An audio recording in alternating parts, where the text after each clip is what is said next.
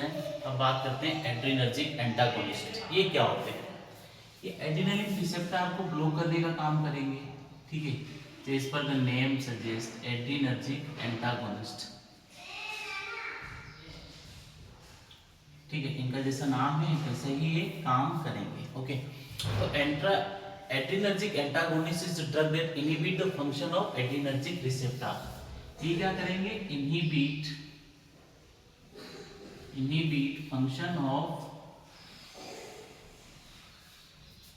function of ADR adrenergic receptor.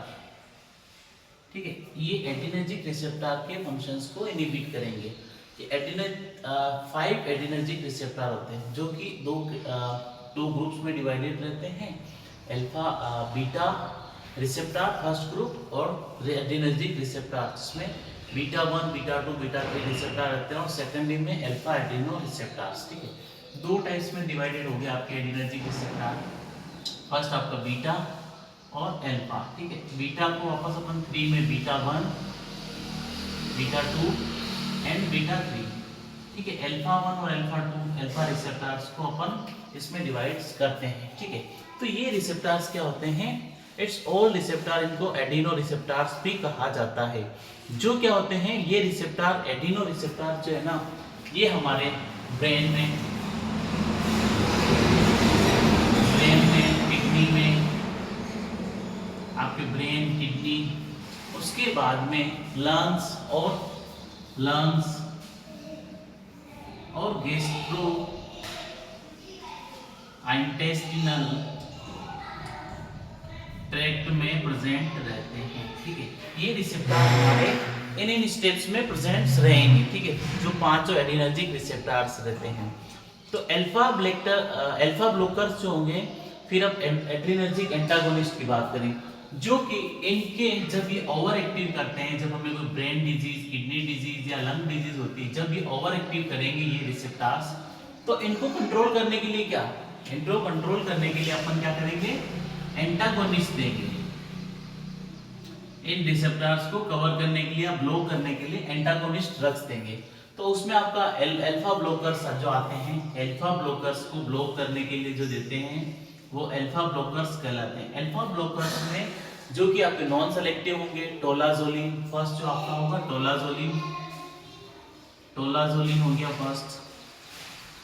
Second one जो आपका होगा फेंटोलामाइन,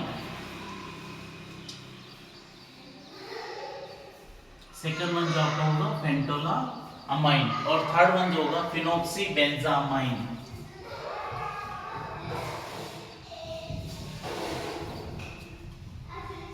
फिनोक्सीबेंजामाइन। ठीक है, उसके बाद में आपका बीटा ब्लॉकर्स को जो अपन बात करेंगे बीटा ब्लॉकर्स की, तो बीटा ब्लॉकर्स जो होंगे आपके, ठीक है, बीटा ब्लॉकर्स में आपका अल्फा 1 ब्लॉकर आएगा।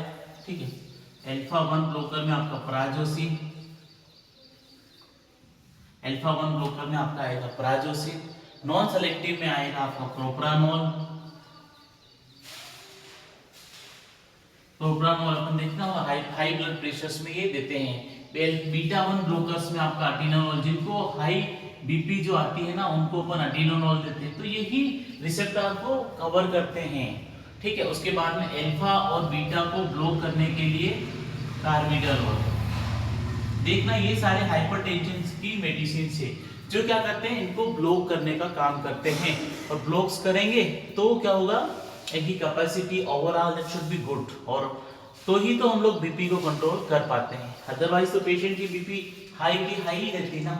तो right now you have any doubts regarding it? कुछ डाउट है तो you can ask us.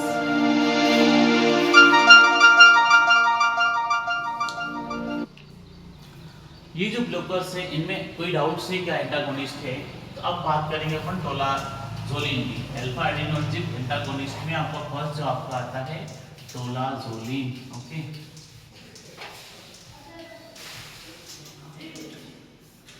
First जो आपका आएगा टोलाजोलिन।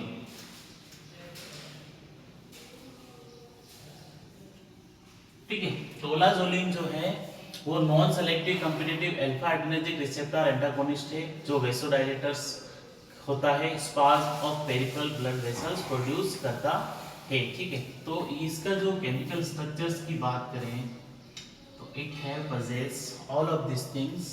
It contains CH2 molecules, okay, carbon, okay, and then it have two molecules of NH, okay.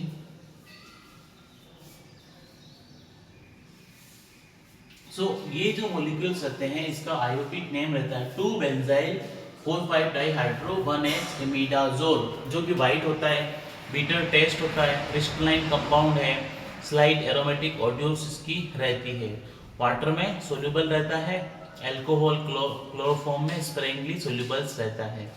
Pharmaceuticals forms की बात करें तो tablet, eye drops, intravenous injections इसके बहुत ज़्यादा मिलते हैं, और एडल्ट्स को 25 mg स्लोली अपन इसको इंजेक्ट करते हैं, ठीक है। जिसका एप्लीकेशंस है आपका एक तो पेरिफेरल वेस्कुलर डिसऑर्डर में,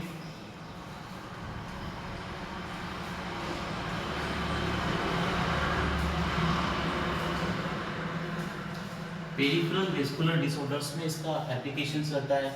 फिर उसके बाद में रेनॉल्ड्स डिजीज में काम में लिया जाता है,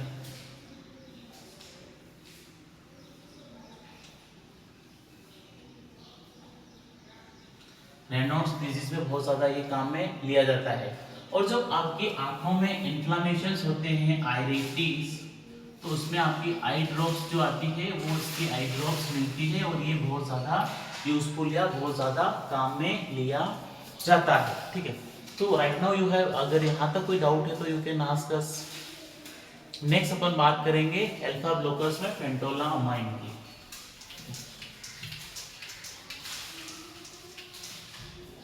फेंटोलामाइन,